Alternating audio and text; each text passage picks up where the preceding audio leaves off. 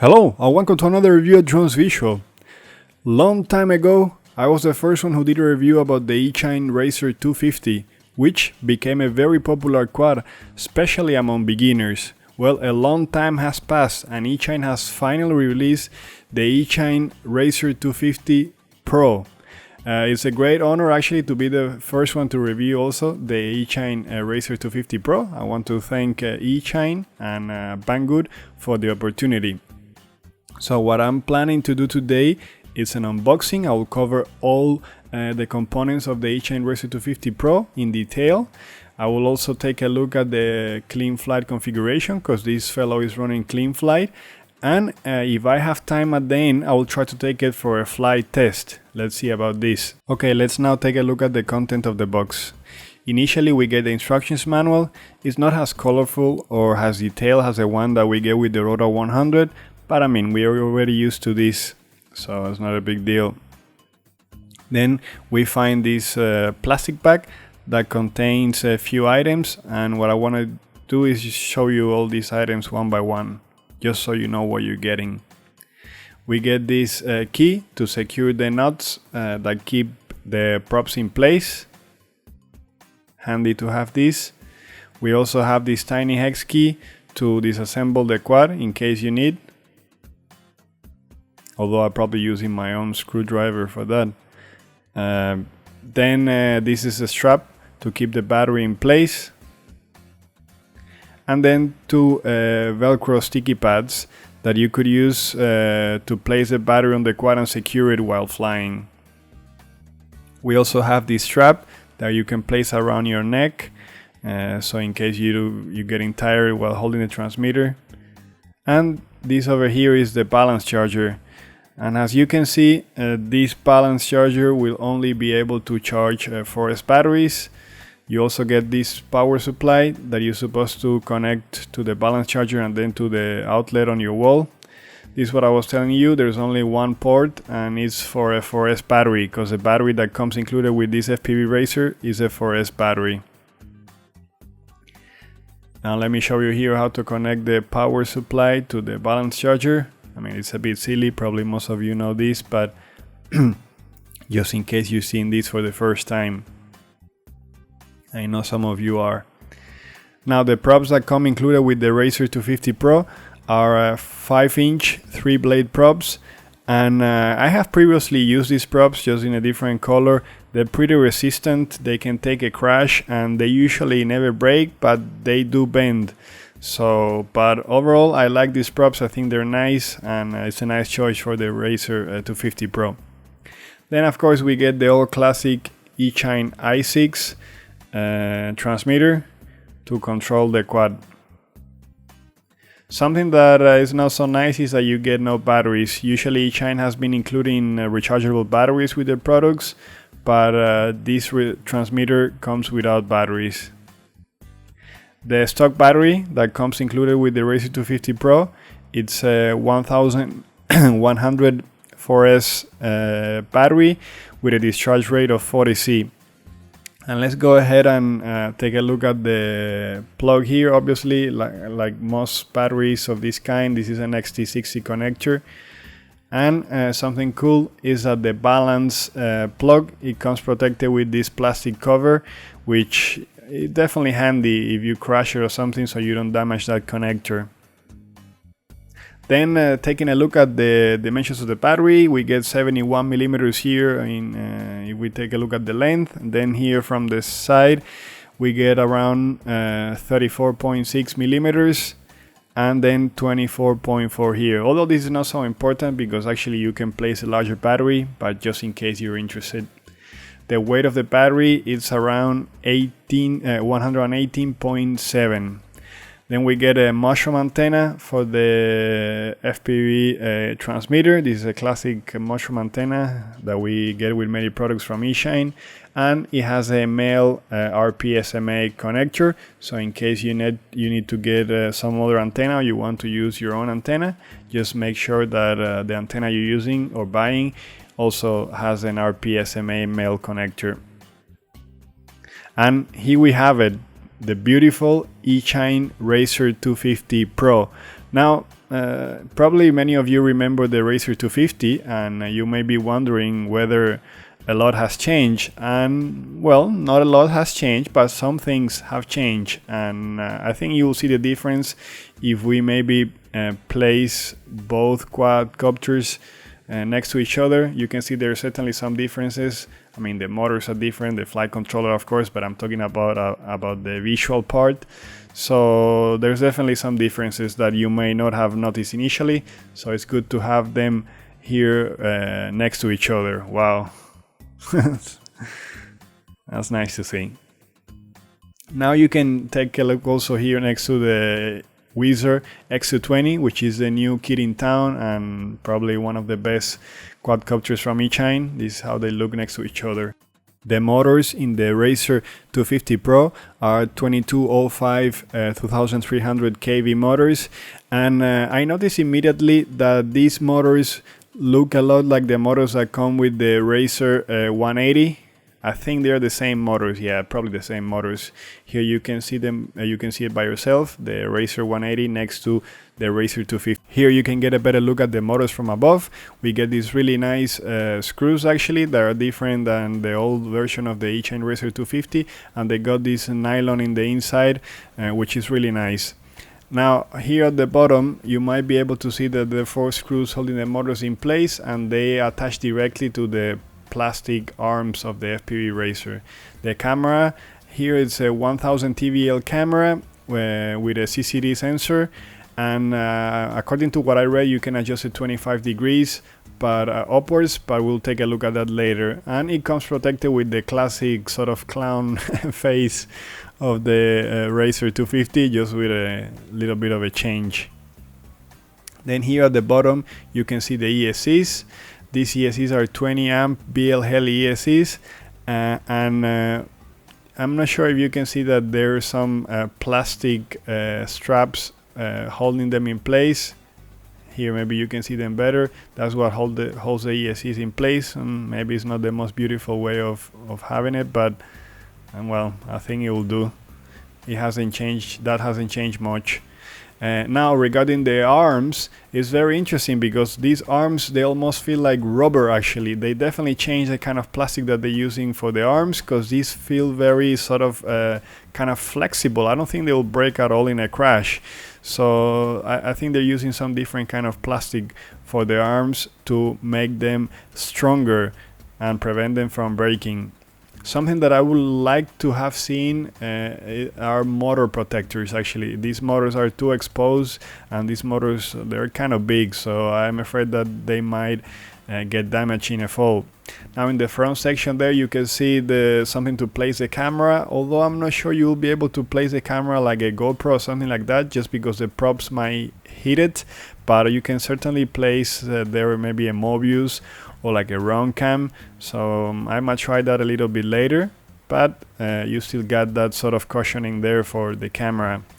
Now in case you're interested in taking a look at the quad from above, you can see that the shape has certainly changed.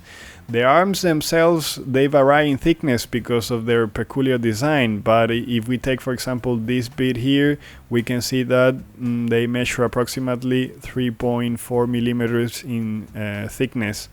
And then if we take a look at what is the carbon fiber plate on the top of the quad, it's around maybe 1.6 millimeters thick. Now in case you're interested about the measurements of the dimensions of the quad, I'm gonna show you here, just in case you want to make some sort of using pick and plug foam to make some sort of carrying compartment for it. Here are the screws that hold that red frame that you can see over here in place. Basically there are 2 screws here at the bottom that are holding it, and then these other 2 screws that you can see over here, they help to keep the plastic that secures the camera in place, the red plastic. Then if we move more to the center of the quad, you'll see that each arm is kept in place by 2 screws here, and of course 2 screws on the other side as well, so you have 4 screws holding each arm. Then these 4 screws over here, they hold what is the flight controller in place, and I'll show you the flight controller from the inside a little bit later. Then these two over here, they keep in place the FPV transmitter, which is actually rather big, and I will show you that later. And I'm not sure why these two other screws that also hold the FPV transmitter in place are protruding so much. They're rather large instead of being like the other screws. That's kind of strange, but anyways. Now if we take a look here at from the top, we will also see a couple of screws here that also keep that carbon fiber plate in place, and the red frame in place as well.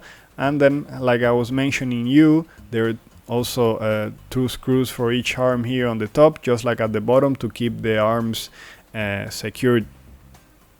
If we look here at what is the center of the carbon fiber plate, we will see these openings. These are for the straps that will keep the battery in place. That's kind of nice. And these ones over here, maybe they are to make the carbon fiber plate lighter. Also, they could allow some ventilation in theory, although you will be placing the battery on top of them. So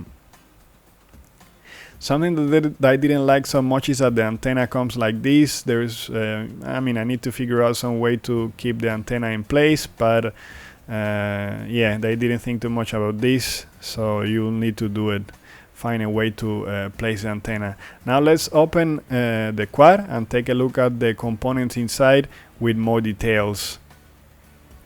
So as soon as we open, we can see that by some reason they have used again PWM protocols to connect the receiver to the flight controller. I'm not sure why they have done this. I would have rather used something else like iBus or PPM, but anyways, you can see that you have basically 1 wire per channel, and just like the old Racer 250.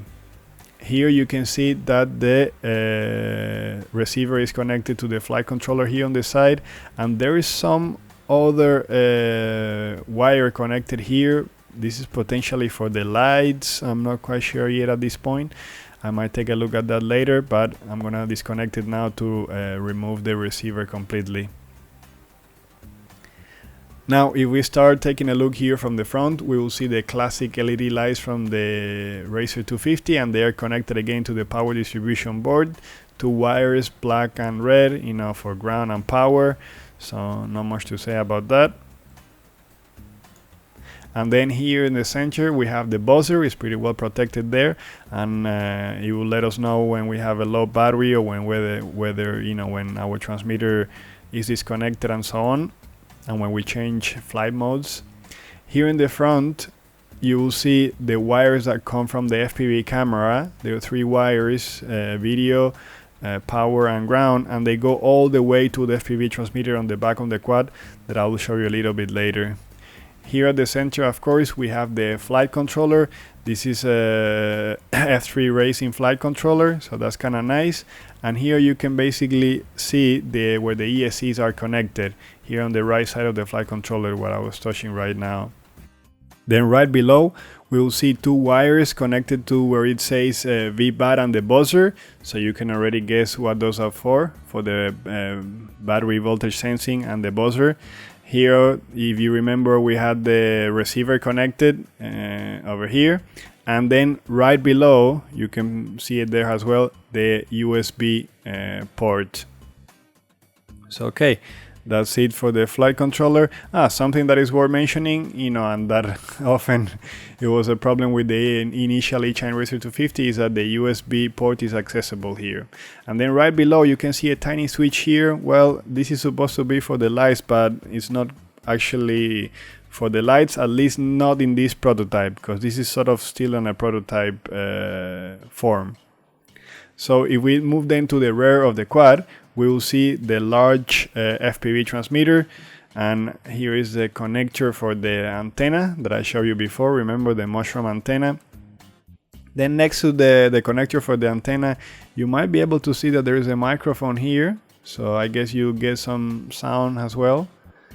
I guess some people will like this. Then we got this thing for the shielding for the electronic components under, and you may also see this red button over here. It would allow you to switch the OSD up and down. I will show you that a little bit later, and also to change frequencies. And if we move to the upper part of the FPV transmitter, we will see this connector over here is for the camera. You got the cables from the camera coming there, a video signal, and also you got a power wire going to the camera as well. Then the next connector over here, this I guess powers the FPV transmitter. You got two wires, red and black, for power and ground. And then there's another connector over here that is not used, that I guess is some sort of it might output power, but I'm not sure what voltage. This is the same FPV transmitter that we get with the Eachine RC car, I believe. Now, this selector that you can see over here is to change the color of the lights, and I will show you a little bit later how that works, but basically you can change the color of your rear LED lights by using that. And of course the connector for the battery here, and I show you the battery before already. Here on the front we have a switch, and I can confirm that this one works properly, for the front LED lights. So basically you can turn on or off the front LED lights using that switch over there. Now if we take a look in general, all the components, they're properly arranged. There are not many wires, so it's really easy to actually navigate and take a look at all the electrical components inside the Racer 250 Pro. As I was saying, you can adjust the angle of the camera, although I can see already that that red frame there is going to be a little bit of a problem. We will see that later when we take a look at some footage taken with the FPV camera. Now let's go ahead and power the quad. Before doing this, of course, we need to place the FPV antenna just to avoid damaging the FPV transmitter. And then once we do that, we can go ahead and proceed to connect the battery. I'm gonna be using this 3S battery just because I need to charge the other one. So okay, now the quad is connected, and we need to connect the transmitter, otherwise the quad is gonna start beeping until we do that. To unlock the motors, at least this is the default setting, we just have to go yaw for a few seconds, and then to lock them, yeah, we do again yaw to the left to lock the motors, just like many other quads. They're not using a switch here for this. This switch over here is a 3-position switch that is assigned to the flight modes, and I can hear it when I move the switch. It goes beep beep beep beep beep. And then here you can see how the LED lights look, the front LED lights, although many of you are familiar already with these LED lights from the previous version, but they still look kind of nice, and you definitely see this fellow coming in the evening. And these are the rear lights, tiny LED strip there on the rear section. Let me show you here the switch that you can use to power on or off the LED lights. Very easy. During the day, I guess you don't need them. Now, let me show you something a little bit weird about the other switch. Okay, if the switch is in the on position, once you, before powering the quad, if you place it in the on position and you power the battery, if you power the quad, let's go ahead and do that. Okay. And then let me go ahead and power the transmitter. Guess what? By some reason it turns off the receiver. I already told them about this, and I think it's some kind of bug that they're gonna fix. But yeah, I guess that switch initially was supposed to be for the lights, but by some reason it's not. Now let me change the position of the switch and connect again, and now the receiver is working properly. So I'm not sure, this is probably some bug, and as far as I know, they're gonna go ahead and fix that. Now let me show you how you can switch the color of the LED lights. Basically, there are some combinations here that you can change the colors. I'm not sure if you can see the change of color so well because of the kind of light that I'm using, but yeah, I guess you can see it now. This is purple, and let me change it again to another color. Okay, using this tiny screwdriver, and red. Yeah, that looks kind of cool, and you can see it well. This is the switch over here. You see, If you move it here, it gives you red and so on. So you have many combinations there to play with. That's really nice actually. So okay, let me show you here the FPV, how it looks like, the FPV feed. I think this camera has nice quality, although as I was telling you, you can already see there part of the red frame, the protector in front of the quad, and I suspect that of course the more you move the camera up, the more you're gonna see that arc over there. So I think, it's a good idea to get rid of that. Maybe I'll cut it later, but anyways, it's not such a nice thing to have that. Also, you can see here that you get battery voltage, you get flying time, and you get the channel on your FPV screen. You can of course move these values by pressing the red button in the FPV transmitter, as you can see over here. Just in case you don't see them initially in your goggles or something, just press that button a few times until you see them. It's the button over here, this one here. You can access it without needing to open the quad or anything like that. Okay, so the next thing that I'm gonna do is just to go ahead and show you how things look like within Cleanflight, and and also I'm gonna show you what you need to do in case you need to upgrade or update the firmware. So let's take a look with Cleanflight now. Now let me tell you something. If you have the latest version of Cleanflight, you might have some issue with the Cleanflight configurator, because some things have changed in Cleanflight. I didn't know about this, so it was kind of a little bit annoying when I was doing this video. But you might get this message if you're running the latest version of the configurator. And let me show you what you can do in case, you could update right away now the firmware, but in case you don't want to do that, you can still download the older version of the Cleanflight configurator and use it. This is the version of Cleanflight that the Racer 250 is running, so that's for you to know now. And let me show you then. You can go ahead, and I'll place a link in the description, and download that sort of older version of Cleanflight. Then you need to unpack it, because it comes in some zip archive. So you need to extract it. Then once you extract it, you can go ahead in your browser in Google Chrome and go to the section here. Let me show you here, that says More Tools. You can see it here, right? And then go to Extensions. Okay. Okay. Once you're in that section there, make sure you check the developer box here. Otherwise, it's not gonna work. You're not gonna be able to do it. Once you check the developer box, you will see that you get here some other options, and these options will allow you to basically load or use the older version of Cleanflight in developer mode.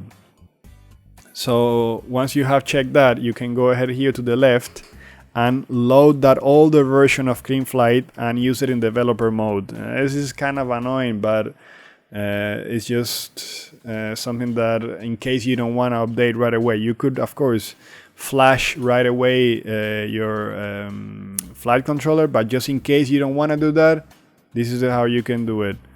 So now go ahead and select the folder that you have extracted, and then once you do that, you can see here that you have the older version of Cleanflight already, and you're gonna be able to use it in developer mode. Now let's open that older version in developer mode, and here we have access now to the settings. Now you can go ahead and configure all the settings as you wish. I'm not gonna go ahead and be doing a lot of changes here, just because this video is already like 25 minutes now. So I'm always trying to make the videos shorter, but they're way too long. So anyways, now you know how you could access how you can configure it using Cleanflight. You have another option as well. Let's say you want to flash the latest version of Cleanflight into the flight controller. So in that case, you don't need to worry about all I said about downloading that older version. You don't need to worry about that. You can pretty much do something different. You need to first go here to where it says boot. And in order for the flight controller to go into boot mode, you need to sort of short the boot paths over here, placing some sort of cable, wire, or some pins like I did. And then you can go ahead to the latest Cleanflight configurator and then select your flight controller over here and then select the latest firmware version. Now you might have some issues here when flashing the flight controller initially. I had to do it a few times because it didn't work initially. As you can see, we need to load the firmware first, and when we go here to the flash part, you see that I got some error message here. Well, don't worry too much about that. This happens sometimes. So what you need to do is basically disconnect your quad and then connect it again and try having it just the same way I'm having it here. Yeah. Okay, just select the same settings that I selected over here and give it a try. Maybe it works for you from the first time, but it didn't work for me. And you need to again load the firmware from the internet by going down here. So we need to do that again. It's kind of annoying, I know, and a little bit time consuming, but I don't want you to run into the same problem. That's why I'm explaining all this. So okay, let's go ahead and load again the firmware. We need to wait for a while. The internet here is very slow actually also. Must be the big firewall. So okay, we have now loaded the firmware and let's try it again. And as you can see, it failed once more. So okay, I promise you this is the last time and it's gonna work now. So now again, disconnect your flight controller and connect it again. Remember that every time you connect it, you must short those boot pads, otherwise you're not gonna enter into the boot mode. Finally, I'm gonna go ahead here and select, yeah, of course you have to select again the version of the firmware you want to do, but I want to select the manual option over here, and once more we need to load the firmware and wait for a while. It takes, maybe like a whole minute here, but it should be shorter in your country. Okay, we're there. So now let's try and flash the flight controller once more.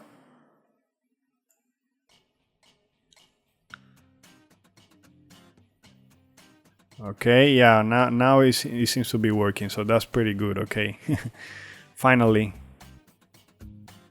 But in case it doesn't work initially, just don't go crazy. Just try all the steps I did, and I'm pretty sure you're gonna get it working.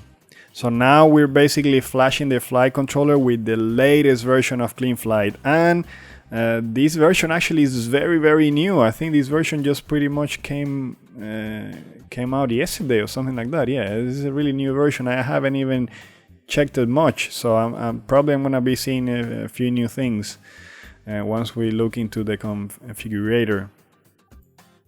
So let's wait now for a while. Okay, now we have successfully flashed the flight controller with the latest version of Cleanflight.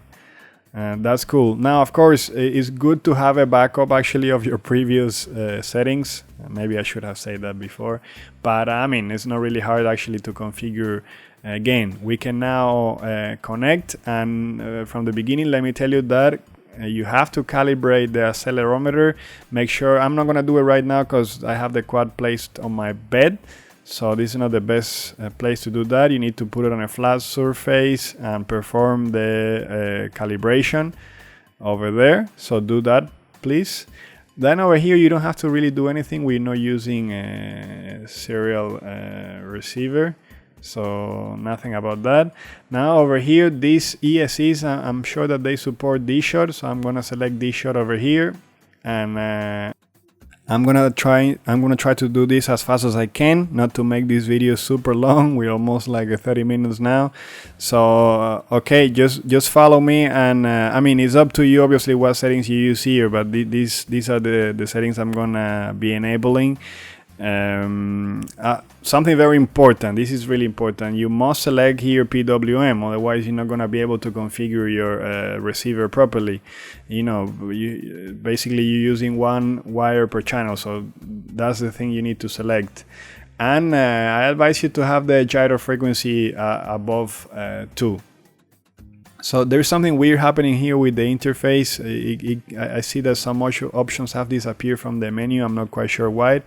Now here you can configure the battery voltage sensing functions. I'm not gonna do this right now. I might do a comeback video, like I mean a second part video, while I go over these settings, but at least I'm gonna do what I can so you have the quad ready to fly with this version. PIDs, I'm gonna try the stock PIDs because this is a really new version of Cleanflight now, so I'm curious to try these PIDs. Here now you need to power your transmitter, and you need to check whether all the channels are working properly. So in my case everything is okay. Also, if your aux channels are working properly, I mean the switch for your flight modes and so on, and all this flickering that you can see over here, you can fix this. I'm gonna fix this later, but in any case, you need to try to keep this center here at 1500. So you need to go to your subtrim section and in your transmitter to do that. Then when it comes to the modes, let's assign just angle mode, because I think most of you that are beginners are probably going to be using angle mode. Then horizon, that's a good change, and then acro in the last one. Then I'm going to assign a switch for the beeper. You know, you have to either select beeper or arming the motors. I'm just going to use the buzzer. Let me select here aux2. Because it's in the aux2, yeah, okay, so all good with that. So I think that's pretty much it here, and then save your settings. Of course, you can see that the menu, I'm not sure why the menu here keeps changing. Something I did, I saved the previous configuration for the LEDs just as it comes with the stock Racer 250 Pro, so I'm just gonna copy that and paste it over here, and then hit save, write save here to save all these LED settings, and now my LEDs should be configured just as a stock version of the Racer 250. Yeah, that's good. Okay, so I think that's all now. I think you can probably fly the quad with these settings. I'm probably gonna do a second video, you know, where I go over these settings with more details, but I don't want to make this video any longer already, because I mean it gets boring really, and I'm kind of tired of explaining all this. So that will be it for now. Okay, let's go to the conclusions now. As we have been able to see, Eachine has improved several things in the Racer 250. In the Racer 250 Pro, we will get a new flight controller. This one is an F3 Racing. We also get new ESCs. These ESCs are running BL-LES. At the same time, we got new motors. These motors are the same that we get with the Racer 180. These are powerful motors, and there are some changes in the design. We get a more sort of rubbery arms that are supposed to withstand impacts or crashes better. The body in general is lighter. We also get directly a 4S battery, which is pretty nice. And overall, there are some things, although that didn't change much. I think the front section with the that protects the camera, it should allow for a better field of view, because if you move the camera all the way up, you'll be able to see that red frame while you're flying FPV. So I'll see where I can fix that later. And okay, I'm gonna just call the day for this first part, and I was not able to take it out for a flight. So okay, this will be all for this first part, as the video is too long already. In the second part, I'll show you the FPV flight, and we'll take it outside and do, you know, a line of sight and FPV flight, so you can see how it flies. And also I'll show you the quality of the FPV transmission and so on and so on. And we will talk a little bit more about, you know, the configuration in Cleanflight and so on. So okay, I hope to see you then all in my next video.